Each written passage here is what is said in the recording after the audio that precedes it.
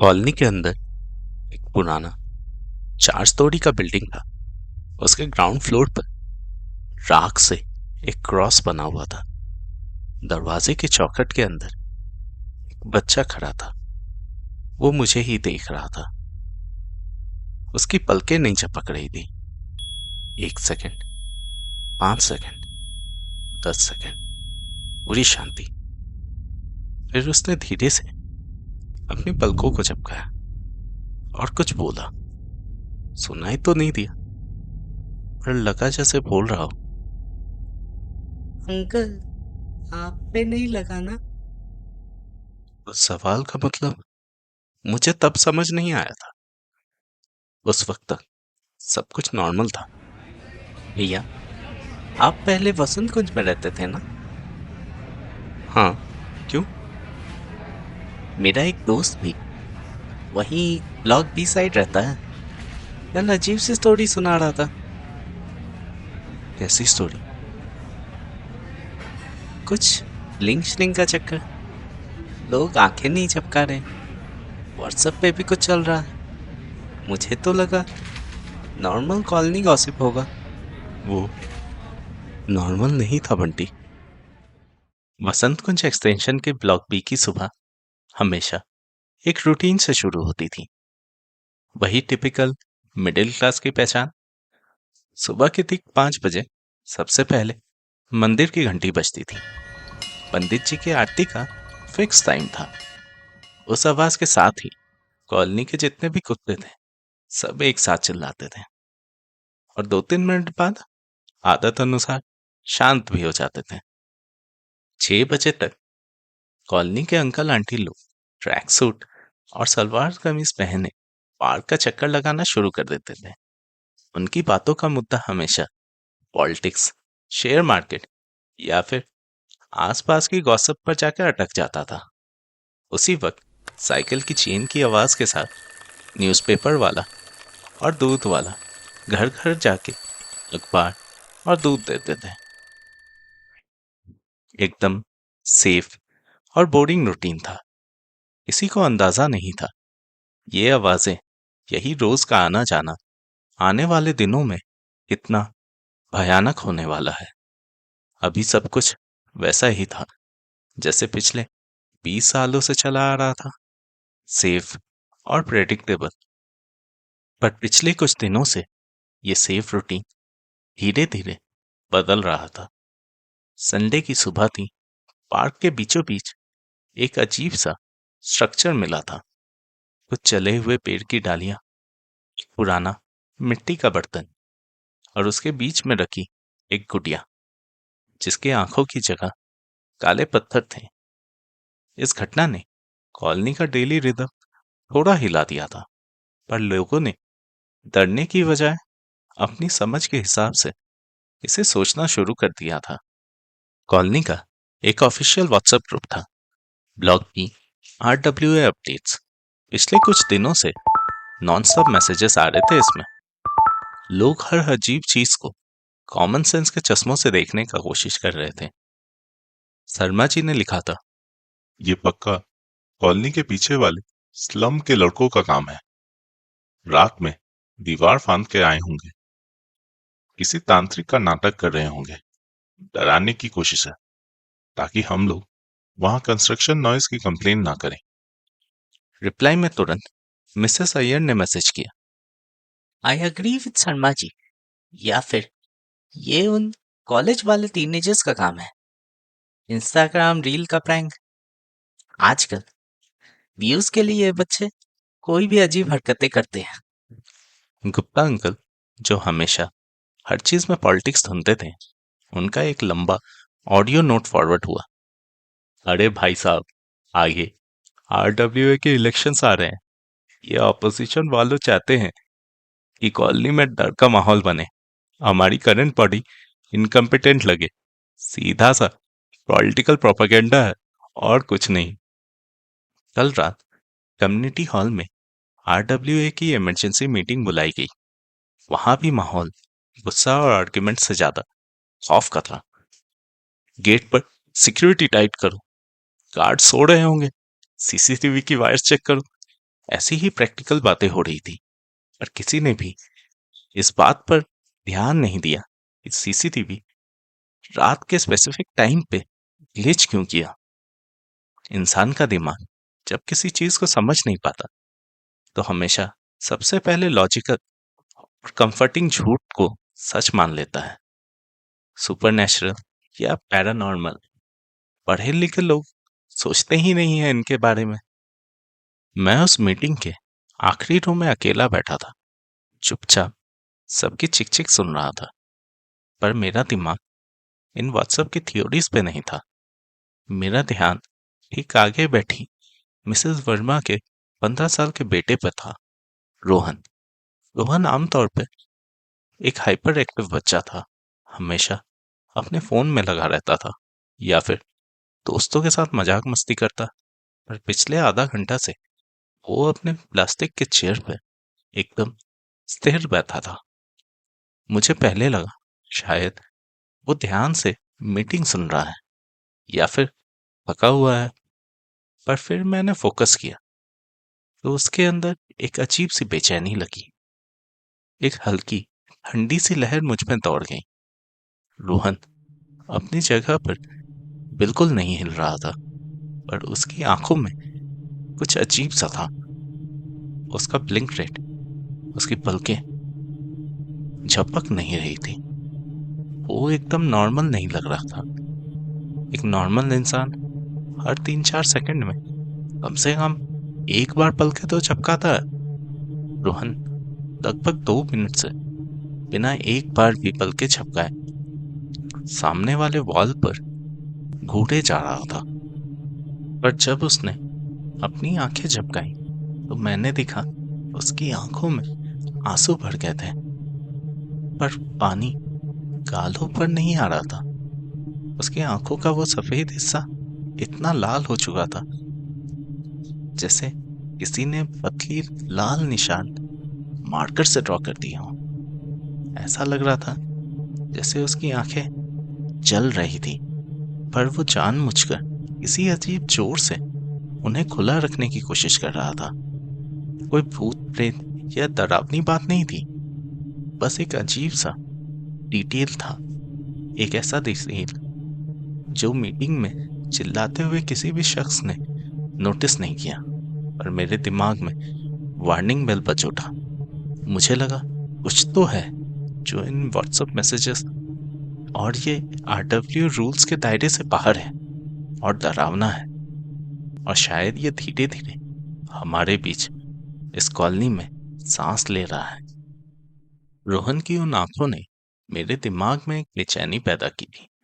वो बेचैनी रात भर मेरे साथ रही। सुबह तक मैं खुद को समझाने की कोशिश करने लगा कि शायद बच्चे को कंजंक्टिवाइटिस होगा या फिर स्क्रीन टाइम की वजह से आंखें ड्राई होंगी। पर अगले 48 घंटों में वसंत कुंज में वो सेफ प्रेडिक्टेबल रूटीन मेरे सामने बिखरने लगा। किसी ने खुलकर कुछ नहीं कहा था, पर मैंने नोटिस किया कॉलोनी के लोगों की मूवमेंट्स बदल चुकी थी। ये भूत प्रेत का लक्षण नहीं लग रही थी, ये ऐसा लग रही थी जैसे लोगों का ब्रेन अचानक से उनके आसपास का डिस्टेंस या स्पेस प्रोसेस नहीं कर पा रहा था। मंडे सुबह शर्मा जी, जो पिछले 8 साल से इन्हीं सीढ़ियों से रोज उतरते थे, अचानक आखिरी स्टेप पर बुरी तरह से लड़खड़ा गए। मैं ठीक उनके पीछे खड़ा था। मैंने साफ देखा शर्मा जी का पैर हवा में एक ऐसी जगह लैंड किया जहां सीढ़ियां नहीं थी। उन्होंने जमीन की हाइट को कम से कम 6 इंच गलत जोड़ लिया था। जी, ये सीढ़ियां अचानक से अजीब क्यों हो गई? उन्होंने मुझसे कहा। उनके चेहरे पे एक अजीब सा कंफ्यूजन था। दोपहर में मैं अपनी बालकनी से नीचे देख रहा था। सामने वाले फ्लैट की किचन विंडो खुली थी। Mrs Iyer gas stove on करने की कोशिश कर रही थी। उनके एक हाथ में चाय का बर्तन था और दूसरे में गैस लाइटर। मैंने हैरानी से नोटिस किया उनका हाथ बर्नर से लगभग 2 इंच दूर था। वो हवा में ही लाइटर क्लिक कर रही थी। उनकी आंखें बर्नर पर फिक्स थी। उन्हें लग रहा था शायद लाइटर सही जगह पर है। वो बार बार क्लिक कर रही थी, पर समझ नहीं पा रही थी कि वो बर्नर से 2 इंच दूर है।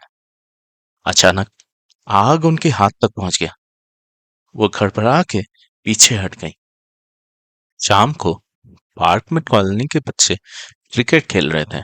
राहुल, जो कॉलोनी का बेस्ट बैट्समैन था, बाउंड्री पर फील्डिंग कर रहा था। एक आसान सा स्लो लूपिंग कैच उसकी तरफ आया। मैं अपनी जगह पर रुककर देखने लगा।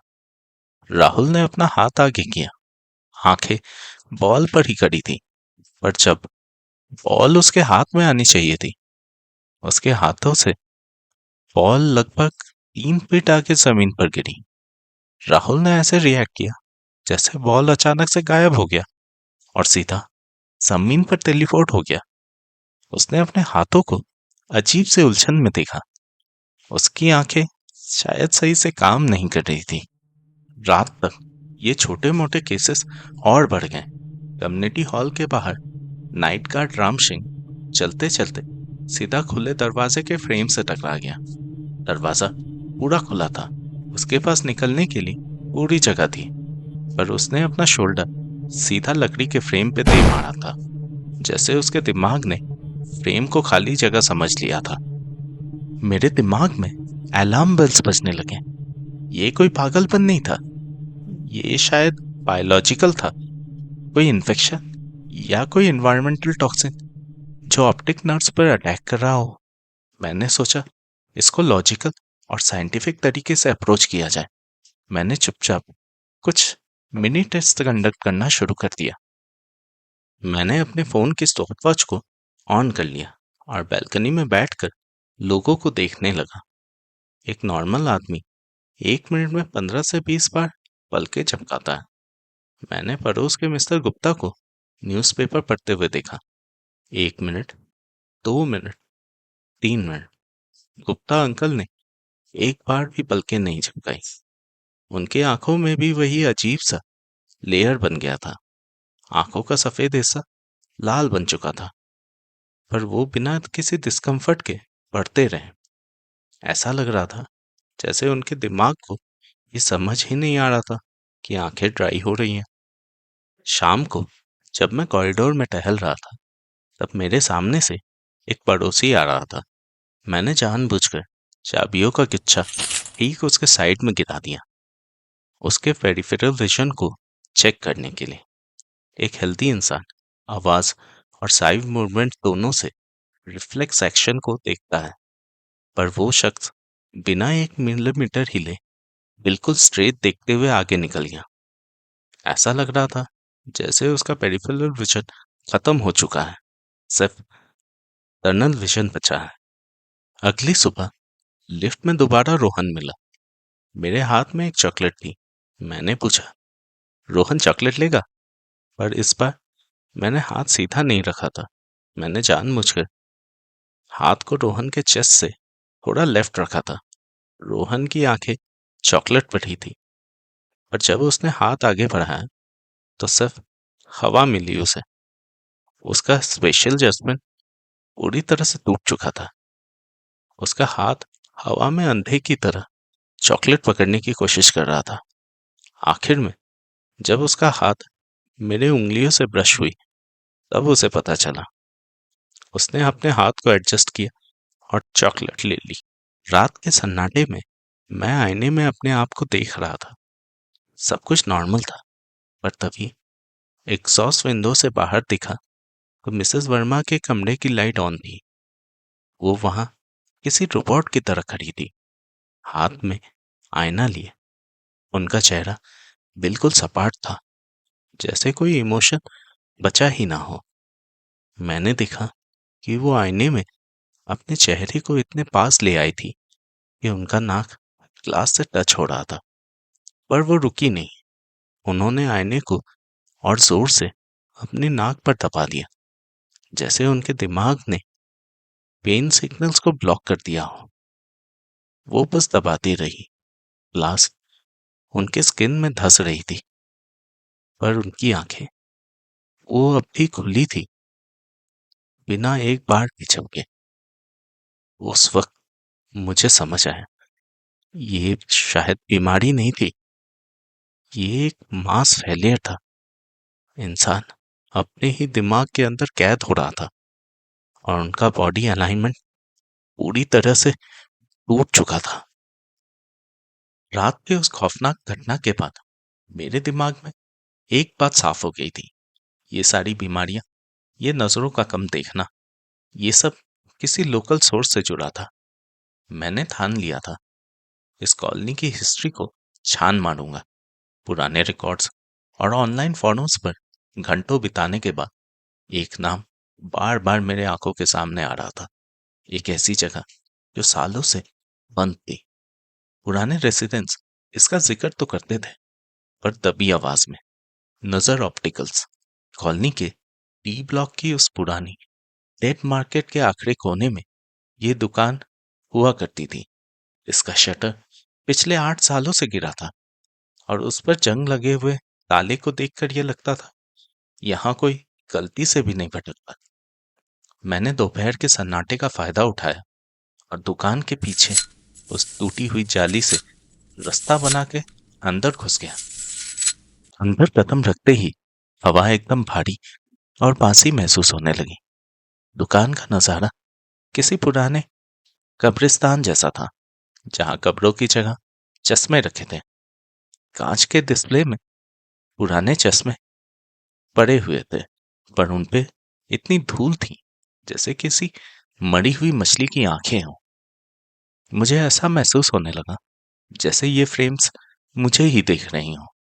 हर फ्रेम का एंगल कुछ इस तरह रखा था जैसे मालिक चाहता था चश्मा बाहर से आने वालों को देखता रहे। दीवार पर टेस्टिंग के लिए टांगे हुए वो पुराने सैनल चार्ट आधे फटे हुए थे। ऊपर के बड़े लेटर्स ई, एफ और पी तो साफ दिख रहे थे, लेकिन नीचे के वो फाइन लाइंस किसी ने बहुत बुरी तरह से गुस्से में करोच कर फाड़ दी थी। जैसे कोई नहीं चाहता था कि किसी का विजन कभी ठीक हो। मेरी नजर काउंटर पर पड़े एक पुराने रजिस्टर पर गई। मैं धूल झाड़कर उसके पन्ने पलटने लगा। रजिस्टर के हर पेज पर सिर्फ डेट्स लिखी हुई थी, सालों पुरानी डेट्स, एक के बाद एक। पर उनके आगे किसी कस्टमर का नाम या प्रिस्क्रिप्शन नहीं था। पूरा रजिस्टर सिर्फ डेट से भरा था।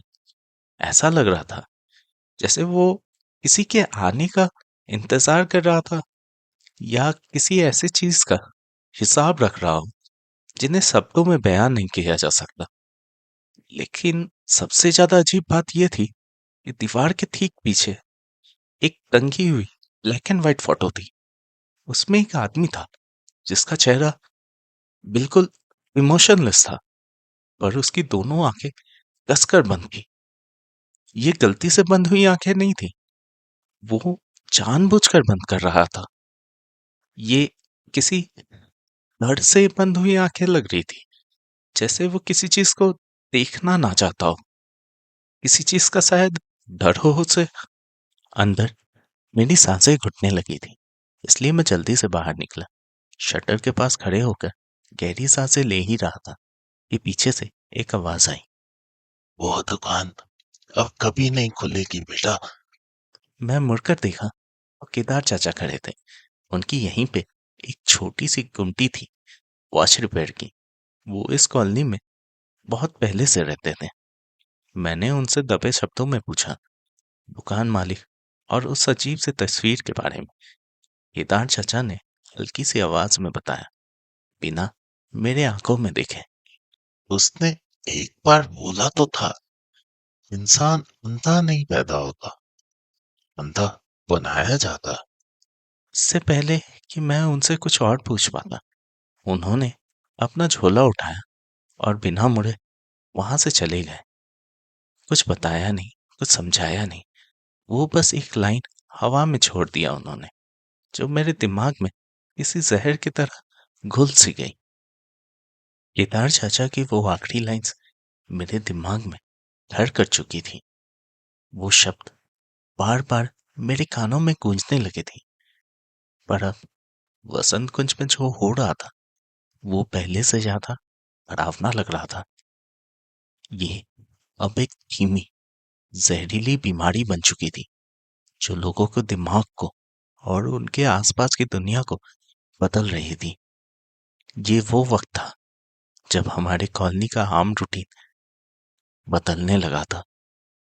डरावनी सच्चाई जिसे अगर ध्यान से ना देखा जाए तो लगता था सब कुछ सही है, पर मैं जब थोड़ा रुककर ध्यान से देखता मुझे समझ आ जाता कि हमारे आसपास का सच्चाई किस तरह टूट रहा है। ये बीमारी अब छिपाए नहीं छिप रही थी। जो लोग सिर्फ पहले दूरी का अंदाजा नहीं कर पा रहे थे वो लोग अब पलक झपकाना इतना लंबा कर चुके थे कि देखकर डर लगने लगा था। नॉर्मल पलक झपकाना मुश्किल से 0.3 टू 0.4 सेकंड तक होता है, पर यहाँ कॉलोनी के कुछ लोग एक एक सेकंड तक खींच रहे थे। जब शर्मा जी या मिसेस अय्यर ब्लिंक करते तो ऐसा लगता जैसे उनका सिस्टम हैंग हो गया है। आंखें बंद होती, फिर एक अजीब सी ठंडी चमक सी आ जाती। उन एक सेकंड में उनका चेहरा एकदम पत्थर जैसा हो जाता, जैसे वो किसी और डायमेंशन में चले गए हों।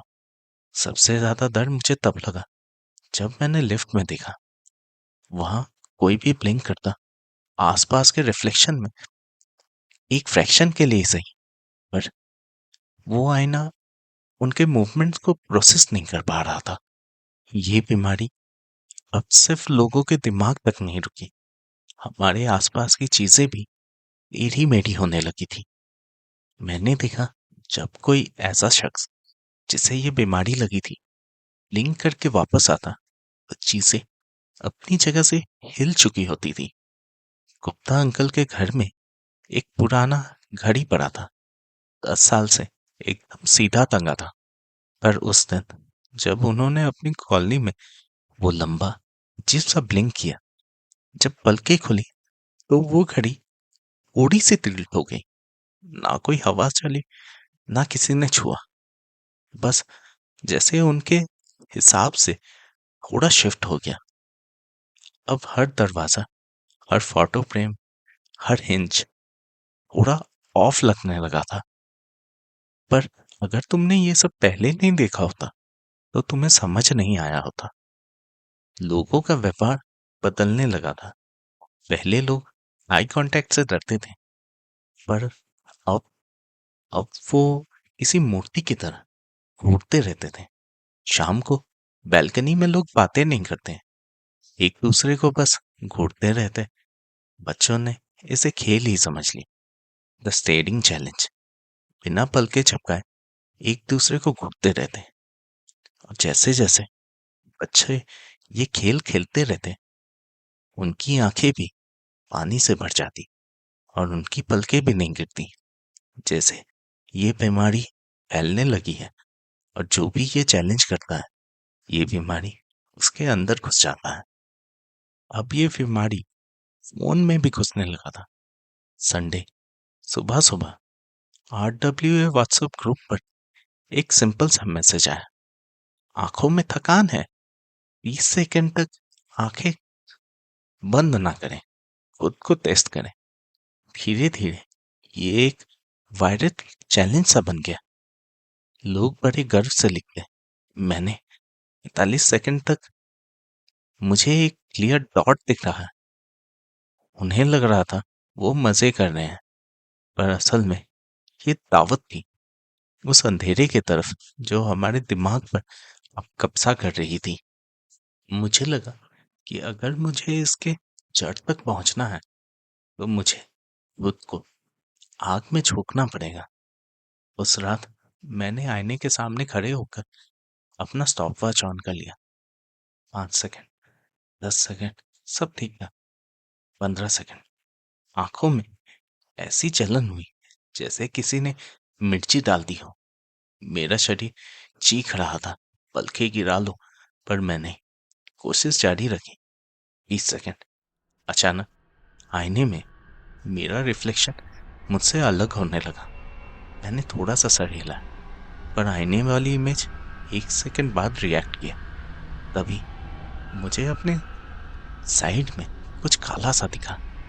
सर में भयानक सा दर्द उठा, जैसे आंखें बाहर निकल आएंगी। और सबसे डरावना, मुझे महसूस हुआ कि मेरे पीछे कोई खड़ा है जो मेरी खुली आंखों को अपना रास्ता मानने लगा है। मैंने कसकर आंखें बंद कर ली। मैं बच तो गया, पर शायद अभी के लिए सिर्फ। आईने के सामने जो हुआ वो तो सिर्फ एक ट्रेलर था। असली डर अगले दिन दोपहर में सामने आया। मिसेस वर्मा रोते हुए दरवाजे पर आई। उनका हाल बुरा था। रोहन, वो पिछले 8 घंटे से अपनी जगह से नहीं हिला है आदि। उसने एक बार भी आंखें नहीं झपकाई हैं। मैं बिना 1 सेकंड वेस्ट किए उनके फ्लैट की तरफ दौड़ लगा दी। जैसे ही मैं रोहन का कमरा खोला, वहां की हवा मुझे एकदम झंझोड़ गई। रूम अजीब तरीके से ठंडा था। बाहर धूप कड़ी थी, पर कमरे के अंदर एक ऐसी ठंड थी जो स्किन पर नहीं, सीधा हड्डियों पे चुभ रही थी। एक ऐसी सड़ी हुई ठंड जैसे किसी ने सालों पुराना बेसमेंट का दरवाजा खोल दिया हो। मिसेस वर्मा ने डर के मारे ड्रेसिंग टेबल के आईने को अखबारों से ढक दिया था। खिड़कियां बंद थी, फैन ऑफ था, हवा का एक झोंका तक नहीं। फिर भी आईने पर उन अखबारों ने धीरे धीरे फड़फड़ाना शुरू कर दिया था। ऐसा लग रहा था जैसे कमरे की हवा किसी अनजाने प्रेशर से कांप रही हो। ऊपर छत पर ट्यूबलाइट की आवाज इस सन्नाटे को डरावना बना रहा था। उसका फ्लिकर किसी अजीब सा रिदमिक सेट से बज रहा था। हर बार जब लाइट फ्लिकर करती, कमरे के शैडोज अपने की जगह से हिलने लगती। इन सब के बीच बेड के किनारे पर रोहन बैठा था, एकदम जमा हुआ। उसका जिस्म एक मूर्ति की तरह जमा था। बस उसकी आंखें दीवार पर किसी अजीब चीज को घूर रही थी। मैं धीरे धीरे रोहन के करीब गया। जब मैं ठीक उसके साइड में खड़ा हुआ, तब मुझे समझ आया रोहन का शरीर अंदर से भयानक जंग लड़ रहा था। रोहन का स्किन पीला पड़ चुका था। उसके गर्दन पे पल्स बुरी तरह से धड़क रहे थे। वो पल्स इतनी तेज लग रही थी, ऐसा लगा जैसे चमड़ी फाड़ कर बाहर आ जाएगा। उसकी बॉडी शायद थक कर चूर हो चुकी थी। दिमाग चीख चीख कर नींद मांग रहा होगा, पर उसकी आंखें अब भी खुली थी। उसकी आंखों का वो सफेद हिस्सा अब लाल नहीं, बल्कि काला लगने लगा था, जैसे अंदर ब्लीडिंग हो रही हो। अभी अचानक से कमरे का वक्त जमने लगा था। समय धीरे धीरे चलने लगा। ट्यूबलाइट की वो आवाज धीमी पड़ चुकी थी।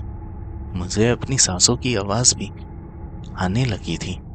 रोहन की आंखों की पुतलियां डायलेट हो चुकी थी, इतनी ज्यादा जैसे 2 काले गड्ढे हों।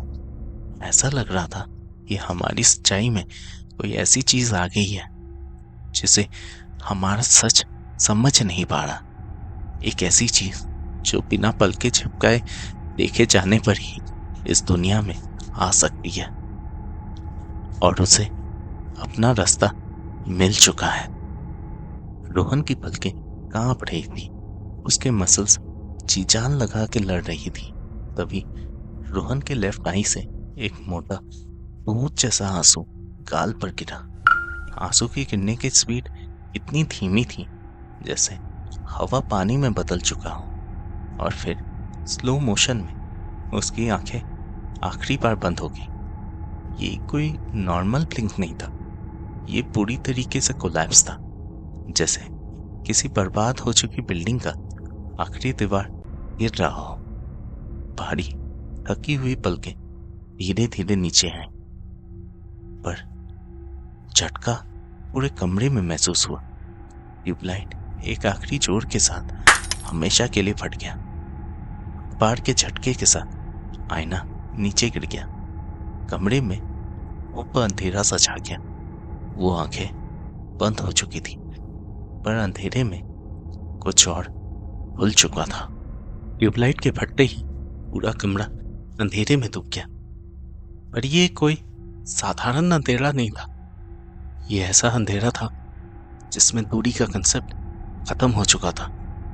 रोहन ने अपनी पलकें बंद कर ली और उसी पल कमरे में दबाव बढ़ने लगा, जैसे किसी ने कमरे को दबा के रखा हो। मैंने बहुत कोशिश करके अपनी पलकें खुली रखी थी। दिमाग में एक नियम साफ हो गया था, आंखें बंद तो एंट्री। मैंने आंखें नहीं बंद की। बाहर कॉरिडोर में मिसेस वर्मा रो रही थी, पर उनकी आवाज अब बहुत दूर से आ रही थी, जैसे किसी लंबी सुरंग के दूसरे पार से आ रही हो। और फिर मुझे अपने राइट शोल्डर के पास एक हल्की सी हवा महसूस हुई। वो कोई सांस नहीं थी, वो कोई मूवमेंट थी, जैसे कोई चीज एक मेरे ब्लाइंड स्पॉट में अपनी जगह बना रही हो। मैंने सर नहीं घुमाया, पर मेरे साइड में कुछ हिला। मतलब उस चीज को इनवाइट किया गया। मैं बिल्कुल स्थिर खड़ा रहा, आंखें नहीं बंद की। मैंने बहुत धीरे से अपना फोन निकाला, फ्लैशलाइट ऑन की। रोशनी सीधा ड्रेसिंग टेबल के आईने पे पड़ी। रोहन बेड पर ढेर हो चुका था, आंखें बंद थी, जिस्म बिल्कुल चुका था।